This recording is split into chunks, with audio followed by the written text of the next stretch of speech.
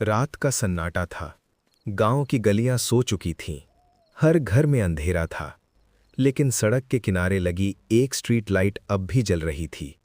उसी street light के नीचे एक छोटा सा बच्चा जमीन पर बैठा था।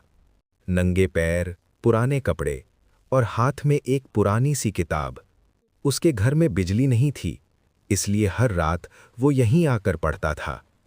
ठंडी जमीन पर बैठकर पीली रोशनी में अपने सपने तलाशता था। उस बच्चे के पिता मजदूरी करते थे। दिन भर की मेहनत के बाद भी कई बार घर में पूरा खाना नहीं बन पाता था।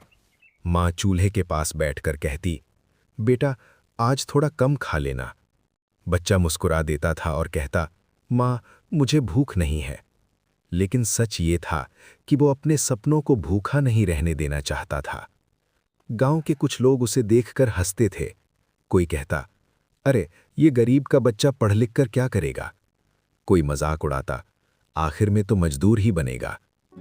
बच्चा चुप रहता था, लेकिन उसके दिल में एक आग जलती रहती थी। वो जानता था कि मेहनत कभी जवाब देना भूलती नहीं।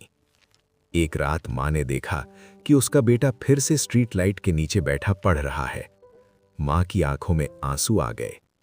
उसने प्यार से बेटे के सिर पर हाथ रखा और कहा, बेटा अगर तू मेहनत करेगा तो भगवान भी तेरा साथ जरूर देगा।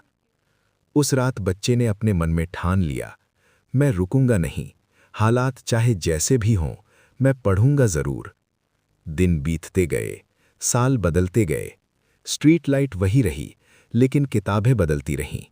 वही बच्चा जो कभी अंधेरे से लड़ता था, धीरे धीरे रोशनी की तरफ बढ़ने लगा। एक दिन उसका नाम स्कूल के टॉप करने वालों में आया। आज वही बच्चा बड़ा होकर एक अच्छा इंसान बन चुका है। लेकिन जब भी वो किसी स्ट्रीट लाइट को देखता है तो पल भर के लिए रुक जाता है, क्योंकि वही स्ट्रीट लाइट उसके सपनों की पहली रोशनी थी। याद रखिए, गरीबी रोशनी छीन सकती है, लेकिन अगर इरादे मजबूत हों तो सपनों को कोई नहीं रोक सकता।